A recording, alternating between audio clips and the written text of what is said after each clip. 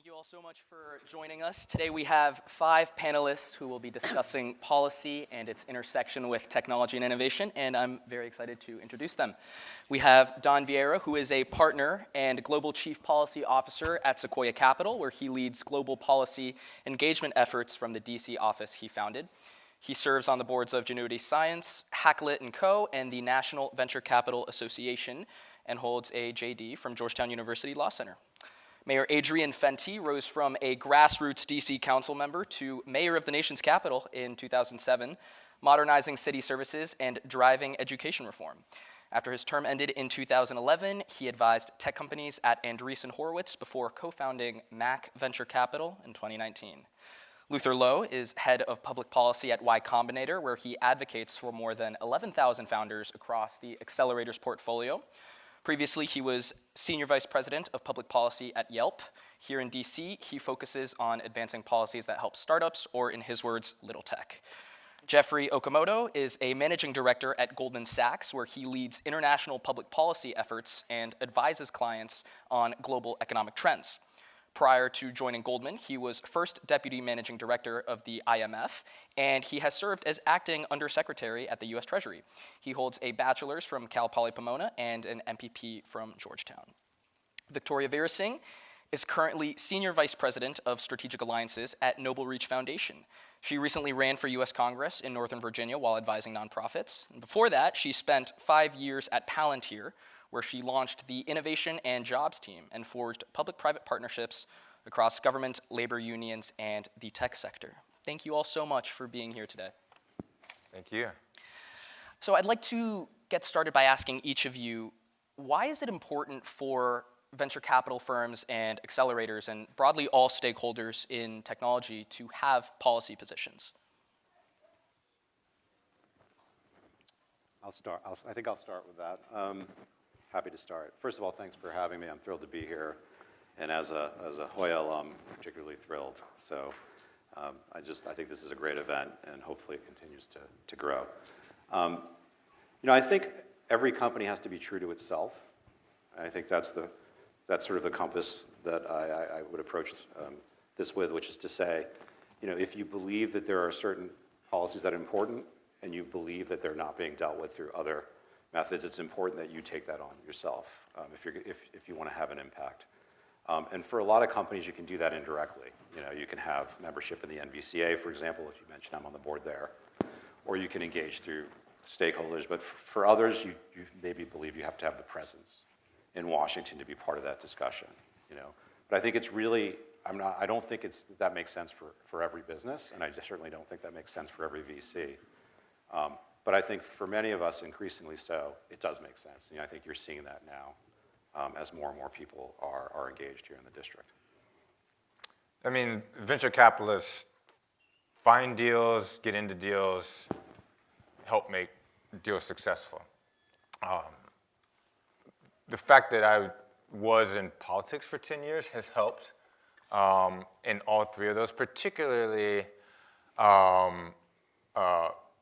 winning deals.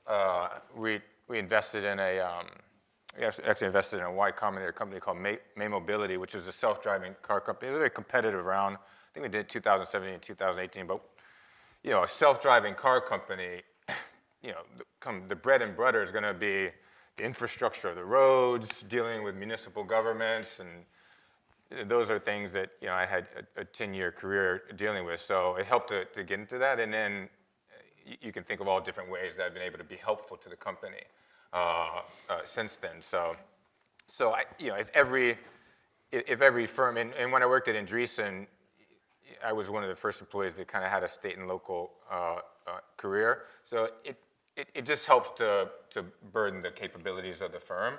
And I mean, these days Andreessen has just scores of people who do it, as does Sequoia and so many others. So it's important for those 3 main reasons that a venture capital firm exists. I would say that YC approaches it from the perspective of an entity that is only doing seed stage. So what Gary Tan, our CEO and president, observed is that you look at Washington and you throw a rock and you're going to hit somebody that's on the payroll of Google, Apple, Amazon, Facebook, or Microsoft advocating for their interests. And, it's great that American tech companies have a lot of representation, or large tech companies have a lot of representation in the capitals of across the globe, but little tech is not well represented. And so my role was created a year and a half ago, and so it's really about where it makes sense, because I agree with Don, sometimes it doesn't make sense for companies, depending on what type of product or service they offer, to have a seat at the table. But when it does make sense, having representation and making sure that those voices are being heard. And it's heartening to see the Trump administration has literally been using the phrase little tech when it talks about some of these key policy positions and how it's beginning to think about these issues. So I think that that's a big part of it. There's an adage in lobbying it's kind of an annoying line, but sometimes it's true, which is that if you're not at the table, you're on the menu. And I think you're seeing in VC increasingly there's more investment in kind of hard tech, dual use, things that have higher regulatory friction right out of the gates. And so it makes sense, I think, that we're seeing kind of this trend of VC beginning to invest more in places like Washington. So, if you think about kind of the capitalist model we've built in the United States, right? It was traditionally government did government, and private firms sought profits. And if you were a regulated industry, right, you had to engage with the government to make sure you were in compliance and to potentially shape your external environment. The broad forces, right, that have moved, right, the world, right, have now caused the strategic elements, right, of the government's concerns to get more entwined with the economic reality, right, that businesses face. And so now it's not just big regulated firms, utilities, banks, right, and the like that have to worry about or be concerned about this environment. It's now very small firms, right, and everybody else interacting with them that now have to think about what the government is doing and why. And by the same token, right, there's the official sector looking at the economy and the actors there as a potential arm of policymaking, or at least as a tool of implementation. And so I think when you have that, right, dynamic, and that's just, you may like that or not like it, that's just the reality, right? It's important for companies of all sizes, right, to not be on the menu and to be at the table. I was listening to the previous panel and I was reflecting on, this idea of patriotic capitalism that has gained a lot of traction, which basically blends the market, the principles of free market, with a sense of national responsibility. And I think that having been born and raised in this region, spent about a decade out in the Valley, in the past 5 years, it's been incredible to see the presence of venture capital really build here in this area. I think this conference is an example of that venture in the capital. When I was growing up, I know there wasn't convenings like this. So I think we're in a really unique moment geopolitically with competition and adversaries like China, and the role that venture capitalists, patriotic capitalists can play in partnering with the policy community to really strengthen industries that support economic competitiveness, I think is paramount. Thank you so much. One way policy shapes the startup landscape and the tech landscape is through competition law. And we've seen an antitrust push across tech recently. But startups, some still argue that regulation still favors incumbents and larger firms, and larger technology firms, as you mentioned, Luther, just have more resources for lobbying and interacting with government. What is the role for policymakers specifically in leveling the playing field for startups, and where should they be focusing? Great question. I think that in competition policy in the United States, there's a lot of opportunity to oxygenate markets, and that's going to be, I think, the first layer of it is at law enforcement, and I think most founders that we've talked to, we do surveys of the 11,000 founders that are part of the Y Combinator community, and ask questions like, what do you think about this US v. Google trial that could ultimately result in Google being broken up, or US v. Apple, which was initiated under the Biden administration. And you see what these things, they're bipartisan. Lots of popularity, lots of positive feedback, lots of excitement, because if we wind up in a world, for example, where Apple is compelled to be a bit more interoperable, or provide for example, have a Siri/Apple Intelligence where I'm, right when I boot up my iPhone, I can select some type of open source LLM that powers that, like maybe a Perplexity, to completely replace the Siri experience. We've had LLMs for almost 3 years now, and we've had these devices like Alexa and iPhones and Androids and they don't really talk to each other. It's completely insane that innovation hasn't made it to that layer. But you understand why, is that these Apple and Google intermediate basically every online interaction for all humans in the world. And so the second that they hand the keys to Sam Altman or Anthropic or any of these services that are actually building innovative, high quality interfaces, and allow them to kind of intermediate that, what's the point of buying this device? Maybe OpenAI can release its own phone, and that becomes more interesting of a value prop for consumers. And so, in other words, competition is introduced. We want lots of competition. We want to have lots of opportunity for these startups. So I would say one layer of it is the enforcement layer, and I think there's a lot of excitement about that. Legislatively, we've had some false starts in the United States to curb egregious forms of self-preferencing by the largest players. Senator Grassley, Senator Klobuchar, I think almost got to the finish line, a bill called the American Innovation Choice Online Act. You got the Open Apps Market Act, which would have curbed some of the taxing that Google and Apple do in their app stores that is so unhelpful to small developers. I'm not going to sit here on stage and say European regulation is good, but we're actually, one exception is like the Digital Markets Act is trying to attack some of these problems. And so as that plays out and the U.S. learns, I think, Vice President Vance has been pretty vocal on this. Like I said, it's a bipartisan issue. I hope that the U.S. is willing to take a more proactive stance on this, because I think there's only sort of benefit that can be come out of it for founders. Anyone on the panel have other thoughts? All right. So in a lot of today's policy discourse, AI innovation and AI safety, they're often framed as these opposing forces. From a policy perspective, how do we maintain oversight over safe AI development while maintaining US leadership in AI and making sure we're not burying innovation in red tape? I think there's been a lot of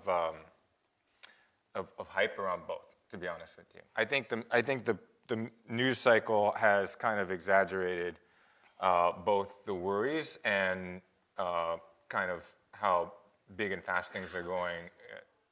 I think, to be honest with you, Congress does have a big role, but it starts with just bringing people in and listening without a predisposed notion of what's going to happen. And as someone who bounces back and forth between California and DC quite often, I would really like Congress to go into these discussions with an open mind. I mean, it seems like everyone really has agreed that we are at the very, very beginnings of the AI revolution, despite the huge amount of companies that have huge amount of valuations, which is fantastic to see.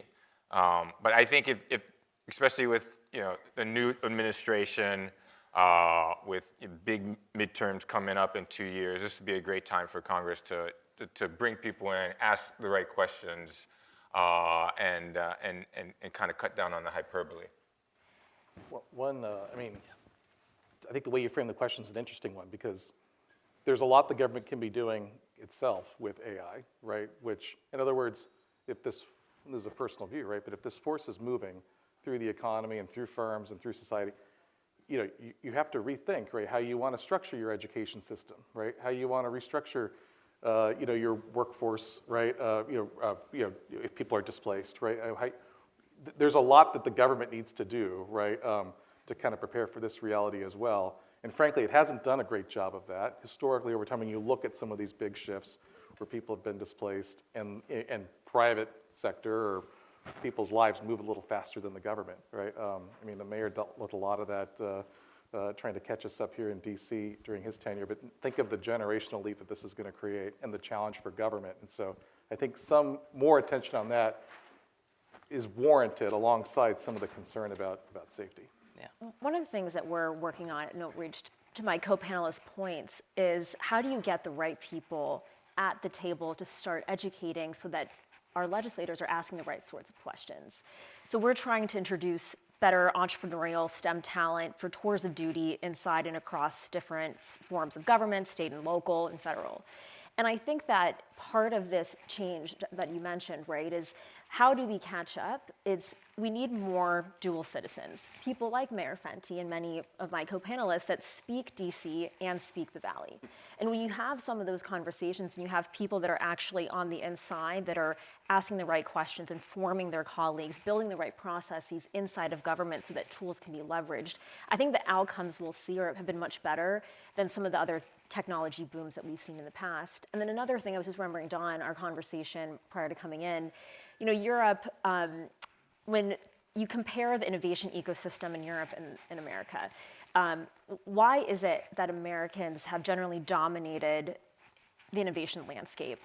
I think it's largely because of our higher ed education system, and it's our capitalist innovation economy, and its ability to create, its ability to fail, its ability to push the boundaries and see what works. I think our counterparts in Europe have often struggled with those elements. And so how do you balance creating that environment where you are allowed to make mistakes, to fail, to try new things, and also advance a lot of these important technologies? I'm just going to agree with everything that's been said, which is interesting. But also, I mean, one of the things that struck me, and you said dual citizen, which is funny, I thought you were going somewhere else, which is this conversation that I have frequently with regulators about AI or policymakers and stakeholders, which is there's such a chasm between people who are considering and have the power to regulate this technology and how they view the technology, and those of us who are investing in the technology and the opportunity we see in it. And I feel like there's conversations been going on for a long time, but there has to be a lot more work bringing those opportunities to the attention of policymakers so they really understand what it means, because to them, they're busy, they have a lot going on. If you're a member of Congress, you're a member of the European Parliament, or UK government, wherever, you've got 50 million things going on. So AI just evokes a sense of terror and concern, and people are freaked out about it. But when you ask them why, there's not a lot beneath the surface. A lot of those concerns are actually more related to social media and its impact on society than the technology of AI. But what we see every week, because we're investing in a lot of AI companies, particularly at the application layer, is absolutely amazing and transformative for society in the long term. To Adrian's point, it's not going to happen next week, but the technology is incredible. And so when you see technology that can potentially transform care for cancer, right? When you see technology that can completely transform the way that we do cybersecurity, or the way that we do computer programming and the speed and scale of it, and the democratization of that. And then that's what you're seeing when you think of AI, right? And then you go to a meeting with a policymaker and they're like, this is going to destroy humanity. Right. And we have to bridge that gap because, sure, I don't think anyone thinks there should be no guardrails in any way, shape, or form for the technology, but we have to do it in a way that facilitates and accelerates the opportunities presented by it because they are profound. And we've got to just keep talking. I've actually been kind of impressed with the US response in the sense that there was, everybody remembers, and technologists fueled it, a real scare about this technology. We had that ChatGPT moment. But then Congress sort of took the approach to deliberate and to sort of get the views both externally. The Senate had a bunch of public discussions, but also privately. Being here, we had a lot of outreach from members of Congress, Senate offices, and they wanted to talk to people who actually understood the technology, and we were able to do that. I know others received the same requests. And so you got, in response, not perfect, certainly, but you didn't see what we saw in other parts of the world where there was just a rush to sort of stop the technology and take a look. What we saw instead was say, okay, actually there's something here that I think could be really beneficial. This is an important part of our national security. We have to understand that as well. So let's watch and learn. And then the last thing, and then I'll stop talking, is like, one of the things that you are developing, because you're seeing the real innovation at the application layer, is like a lot of the concerns are actually already regulated, right? So what you can't do without AI, you can't do suddenly with AI. Like, AI doesn't enable you to break the law just because you're using a new technology. So a lot of the potential applications of the technology already have protections in it, and I think that's why it's actually important to take that step, wait and see what's developing before you act. And I think some countries have done it better than others, and I think the United States, particularly now, I think in a position to do that well. Any final thoughts on AI regulation? All right, we'll move on. So we touched on this a little bit in the previous panel about the Valley of Death. From a policy standpoint, what strategies bridge that Valley of Death so that startups can sell to the government and have a faster pipeline from prototype to production? I just want to say, like, we do some deep tech and frontier and aerospace and defense investing. Like, the big seminal moment from what I've seen was really the SpaceX success. It really did seem like, I think someone was saying this earlier, that it was government and private sector before SpaceX. And that what SpaceX showed was that a public-private partnership really could work. And I actually give the federal government credit and NASA credit for really embracing the innovation of Silicon Valley and Elon Musk in particular, because it's just like you say, like a picture can say 1,000 words. A successful private sector company doing what our country had failed to do since the 1960s. I mean, you really can't get any better example of how the private sector and the public sector should work together. So for us, we invested in a company called Stoke, also another Y Combinator company, which is, it's a different form of exactly what Elon does with reusable rockets, all former Blue Origin guys. And for me as an investor, I had the confidence that these guys could absolutely build a company that sold to government, did what government used to do, and could also get contracts from the private sector, because I had seen it work at SpaceX, and by then it was other companies in between. So I thought that was a big seminal moment and kind of a part of the answer to your question. I mean, to that point, right, I mean, when the Obama administration basically canceled the shuttle program, right? I mean, that was kind of a controversial thing at the time, but it actually created the space, right, for a lot of these things. And I think it's hard for the government to think about taking that kind of risk, right, to change its mode of operating, right? But sometimes that requires, at the IMF, Treasury, I mean, you see kind of how countries have set up, and a lot of them do have big state-owned enterprises that dominate, right, a certain sector, whether it's telecommunications or utilities or shipping or logistics. And sometimes it requires an extraction of the state from that space, right, and rethinking what the government's role is in that sector to enable the private sector to see the opportunity, right, and to get the risk capital to come in, right, and fund, and take that ball and run with it, right? But it took, even in the United States, in the space, I love that example, because it took a bold decision, right, and one that the public at the time questioned in some places, right, to enable what we now have in the space economy. One of the things we've learned, we work with early stage companies that government agencies have given grants to, and we work with them to identify milestones in their commercialization journey. One of the things that we see often is this fork in the road where they're deciding, am I only going to sell to government or am I going to sell to commercial? And oftentimes the answer is you can sell to both. And how do you start to build your business strategy so that your product can be used in the commercial space and government space? Government procurement, there's a lot of challenges there, but commercial customers can help you override those valleys and deaths so that your product can ultimately get into the hands of the warfighter or the government customer that you're reaching. I think that early look, where typically you're not ready for like a seed stage yet, but you've got some money from the government, you're working on some interesting things. There's a piece there, and we see a huge valley of death where you need a little bit of help in determining these early critical decisions that are going to set up your company for success and being able to scale. And I think that's an investment. Either you can see public-private partnerships supporting here, but definitely an ecosystem, a more robust ecosystem around this, I think will help us get more shots on goals.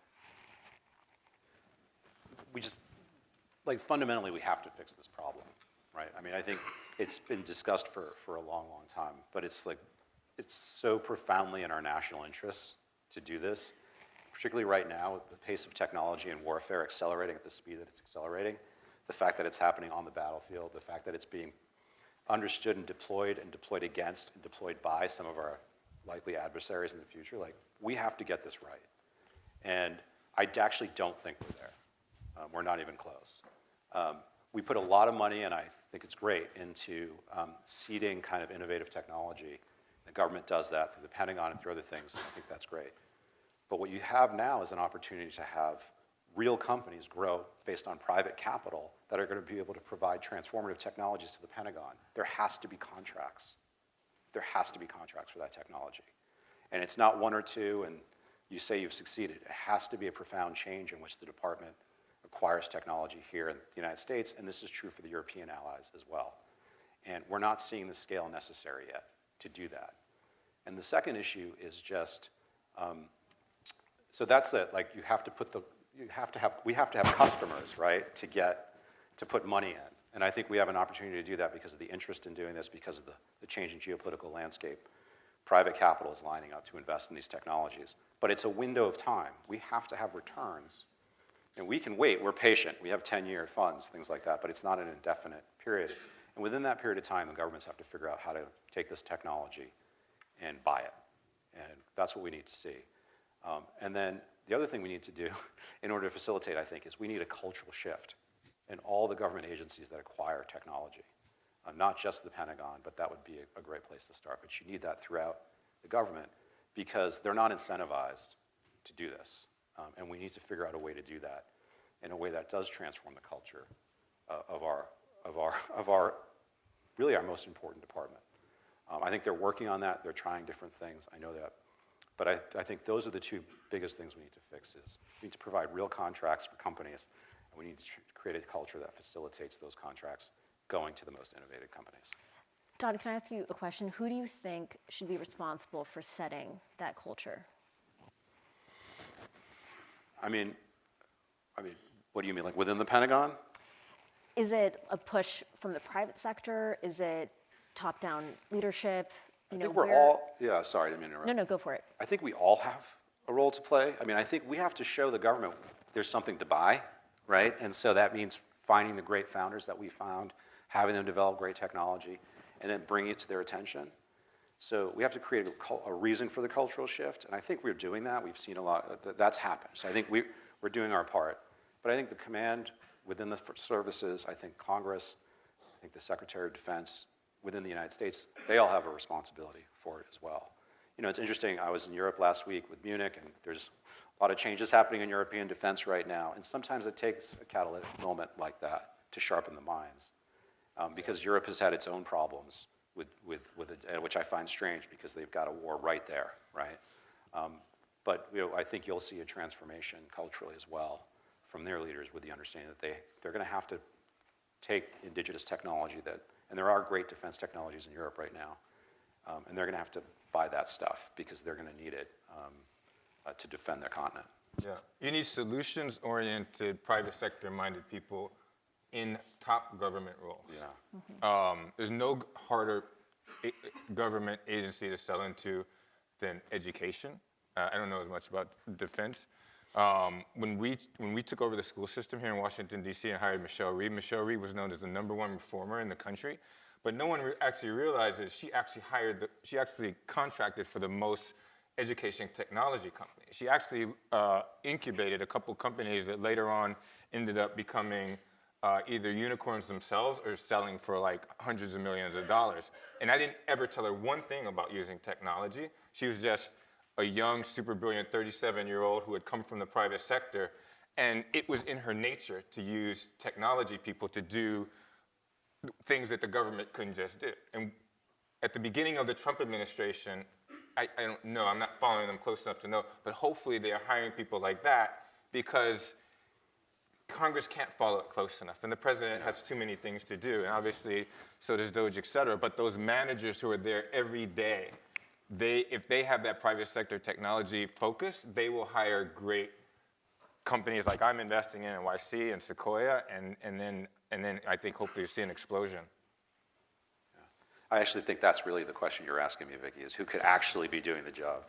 I mean, I think we've seen periods of time in history when you have private sector, times of crisis, go into the government and contribute, and they can really shake things up in a way that's quite positive in the past, and I do think we benefit from that right now. No, I agree with both of you, and I think part of our mission, our mandate is how do we create those next generation leaders, right? Like how do you embed this cycle, this permeability so that your experiences are being shaped by the technology landscape, but then you're also inside of government using that knowledge to help transform the way people are thinking about this in the processes. I feel like for too long, you've either spent your whole career in the private sector, in the Valley, where you're surrounded by the same thinking, the same folks, or you've spent your whole career in the government. And I think we're in a moment right now where it's like a little too late, right? There's a lot of things that we need to catch up with. So how do you transform? What is the role of different stakeholders to help push that? And I think, to the VC's credit, I think, the emergence of folks really putting a lot of money behind this. But Donnie, make a good point, right? Like you need a contract. Like startups don't need more money, they need contracts so that their businesses become sustainable. So how do you partner effectively with the right stakeholders on the inside so that you do have a true public-private partnership with the same goal in the interest of national competitiveness? Yeah, amazing insights. So continuing on that point of competitiveness, when it comes to legal immigration, specifically for H-1Bs, for tech workers, how does the United States optimize its high-skilled immigration system so that the best people are coming into the country to support innovation and competitiveness while making sure that the US is still able to produce domestic talent? You got to be dealing with this a lot. Yeah. I mean, I think, is it Javin's paradox? Is that the buzz phrase that's been kind of going crazy on Twitter about sort of how like DeepSeek made everything cheaper and more efficient? I think like in similar ways, the immigration issue, it's like it's not a zero-sum situation. Like we, as the United States, and this is certainly our philosophy at YC, although most of our visas are kind of O1 related and less H1B, we should be like brain draining the world and for the top talent and bringing it into the United States so we can build amazing things here. And we need to be sort of upskilling existing citizens and creating opportunity in the technology sector. So, I think, our current sort of batches or like, if you look at sort of the profile of our community, something just over half of YC founders are born outside the US. The way YC works, if anybody here doesn't know, like the specifics is like, you and I have a cool idea for a company. It's we apply. It's all inbound. About 1% of people are accepted, and then you're required to move to San Francisco. And for 3 months, you're getting sort of intensive mentoring, finding your product market fit, sort of getting from 0 to 1. And then usually just over half of folks never leave. They like stay in Northern California. I was in Sacramento on Tuesday, like preaching the gospel of how important YC is to the California economy. Anyway, I think that what I just described in no way, there's going to be plenty of sort of opportunity and competition. I mean, assuming AI doesn't destroy every white collar opportunity for American citizens to also have desirable outcomes and jobs, and so we should be doing both. It's not zero sum. Don, I know in 2023, Sequoia separated its China office from the rest of the firm, along with its Southeast Asia office. Can you tell us more about the rationale and process behind that? And do you think that hindsight has strengthened that position already? So we had what we called our global separation, which was, there were different independent partnerships that we shared brands with. And we came together and decided it was just time to change that business model, separate, and they're fully independent, independently branded now. I think I can just speak to, and I'm part of Sequoia Capital, the Menlo Park-based business. So I think for us, it just made eminent sense to do it. And I think everything that's occurred since then just validates that. There was a whole variety of reasons behind that decision. But I think when we look back now, we have a clarity about what our mission is. We know exactly where we're investing in and why. We have alignment with where we're investing and the governments in those places. That's clear. And just in general, there's so much opportunity in the United States right now, and in Europe and in Israel and other places we're investing on as Sequoia Capital. So there's no lost business for us. So I think when we look back, that's what we'd say about it. Mr. Okamoto, you negotiated trade deals with China. What worries you most about Chinese trade right now, and how does the U.S. protect its critical industry? I mean, I think we've seen kind of an evolution of what the trading relationship with China looks like. And I think the challenge is people are hard pressed to kind of describe what they want that to look like too far down the line, right? If you think about where we started 8 years ago under Donald Trump's first term, right? This was an ascendant China, right? Getting as large as, or coming up to being as large as the United States on a very strong growth path, with a very different economic, legal, basically different systems of all types. And this is becoming more and more complicated, right? Because you now have two large economies that are having trouble figuring out what the interface is without it being too messy. So much of what the government has tried to do in that administration, during the Biden administration, and now is try to figure out how to clean up that interface where you can, or how to protect the elements of your system, right, that are strategically relevant if you can't, right? And so now, whether this is trade in the sense that there's tariffs and trade, right? And I think tariffs are being used for lots of different reasons, not solely for purposes on China. But you have a whole regime now set up that the private sector is having to think through and be concerned with, right? Which is you have investment screening that was on an inbound basis, so what you're allowed to buy in the United States and what's critical technology. As of January 1st, you now have an outbound investment screening regime, so the US government has rules on what American investors are allowed to buy abroad, right? You have export control regimes that have been substantially bolstered over the last 6 or 7 years, particularly in the area of computing and chips, but not just there. And so you have this whole framework now, right, of things that are starting to work in concert from the government's perspective. But if you think about it from the private sector's perspective, it's sweeping in more and more people that didn't have to think about this before, right? So whereas before, if you were a large global investor doing M&A, you had to worry about the CFIUS inbound investment regime, which is still there. Now, smaller stage venture capital has to worry about what they are allowed to buy in their space abroad, right? And this is just getting more complicated. But again, it's a China element, yes, right, motivating a lot of it. But it's a whole system, right, that is kind of rethinking. Basically two things. What is industrial policy in the U.S. supposed to look like? And then what does national security look like? And for American companies, the question is ultimately, if you're a multinational firm, what does being an American company look like in that context, right? It's something that they're still sorting through. Yeah. I'll open this up to the panel. President Trump has proposed to eliminate the carried interest tax loophole. Do any of you see this affecting investment strategies in venture capital or private equity? Well, I don't think it would actually have an impact on how many venture capitalists are working and what they decide to invest in. I was just listening to Jason Calacanis talk about this, and even he was agreeing, it's kind of, if there's any change, it'll be on the margins.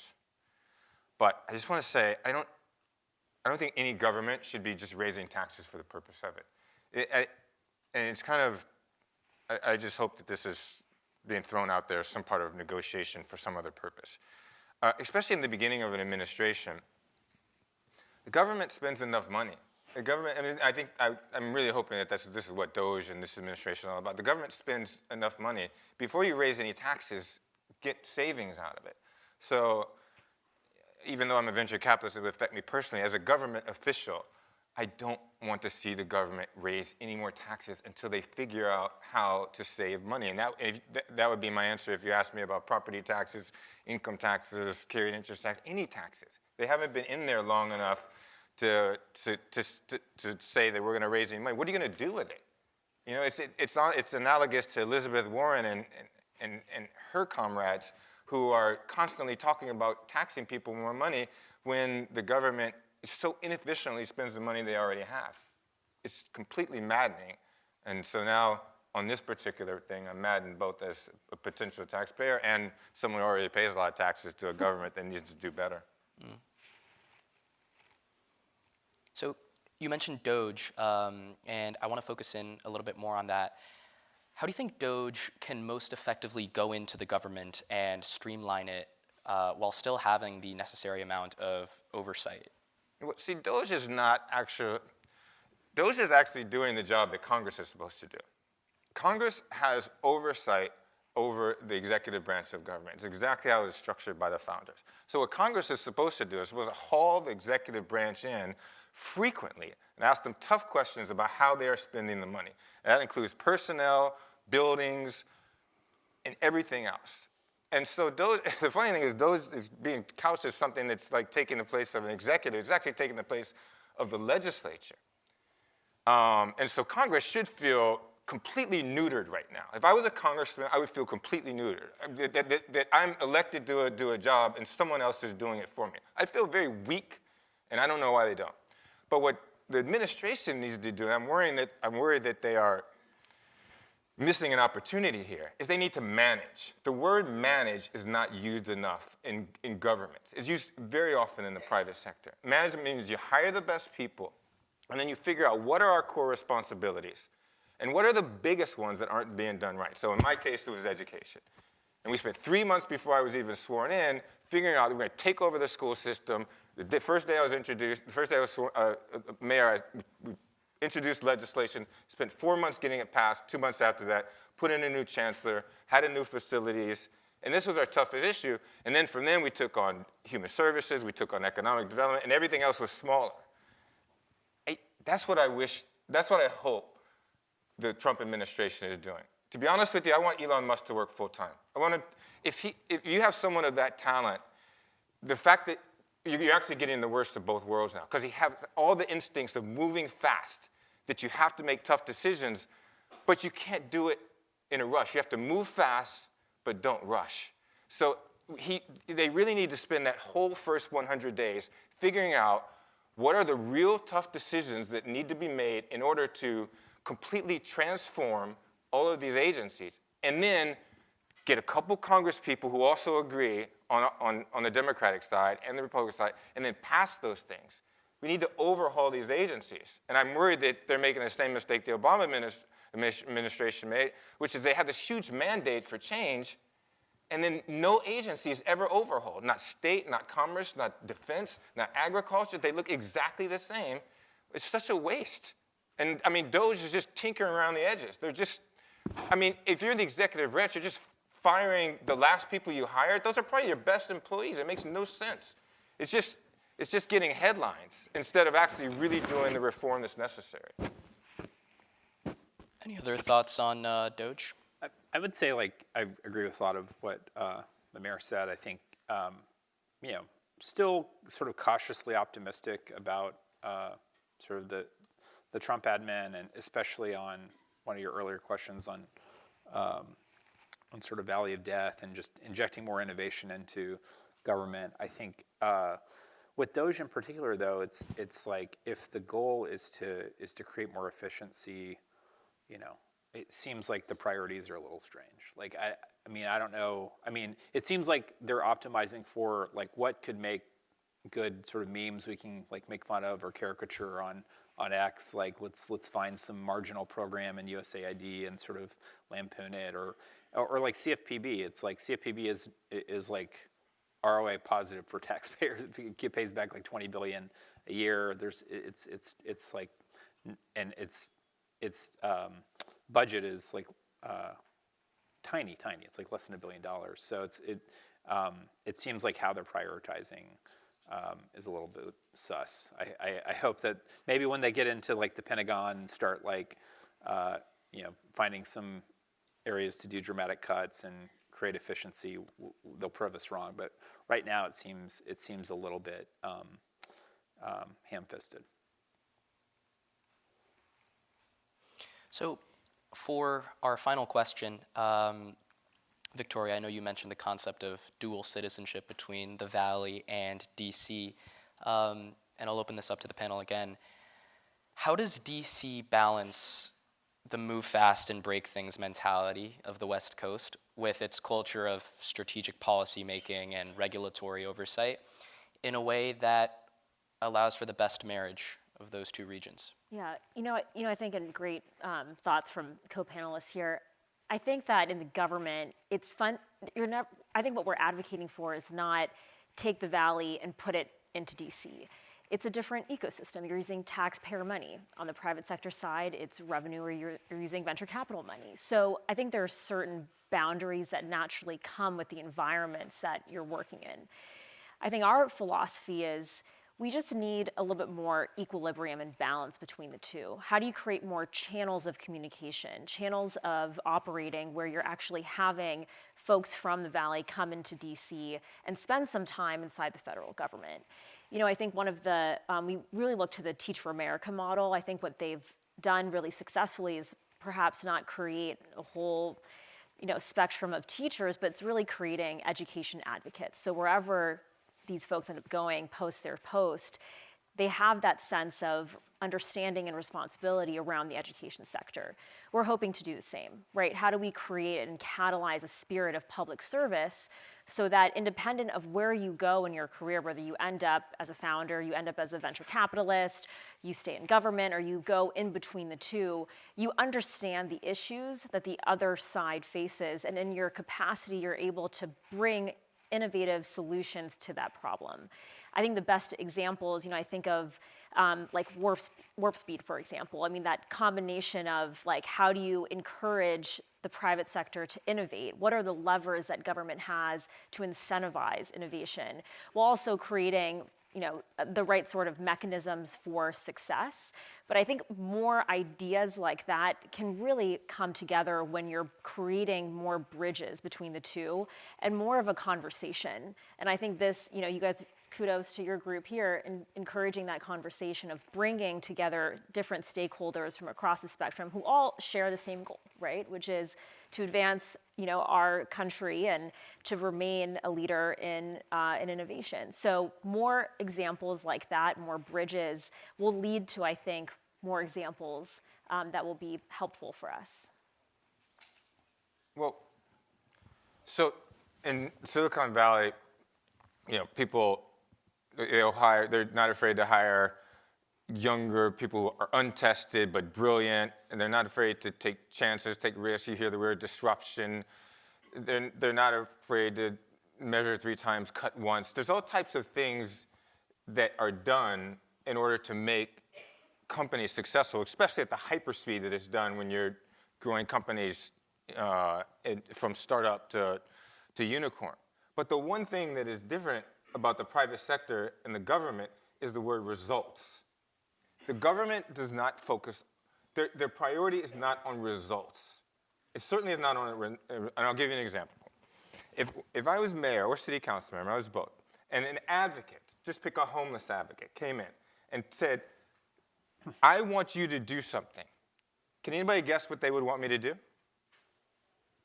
Spend more money. It's the number one way advocates judge how a government is actually caring about the issue that they're working on. And it was the same thing for affordable housing. It was the same thing for child welfare, for education, you name it. Every advocate came in and said, we want you to spend more money. They would never ask, you know what I mean, have you drilled down and figure out the performance? They would never do that. And it's the same in the federal government because people aren't focused on the one thing that matters, and that's results. You shouldn't ask me anything except, Mayor, I want you to fix the schools by this date. You shouldn't ask the president anything else except, I want the agriculture department to have this thing delivered on this date. However you do it, that's your problem. You're the manager. But I pay you the taxpayer dollars. You have this affordable housing built now. And instead, we get confused. Like I said, it's my party. I'm a Democrat. Elizabeth Warren, people are just talking about spending money crazily. And I'm worried, again, that the Trump administration is not focused enough on just running the government with the one private sector word that drives all those things that happen in Silicon Valley, and that's results.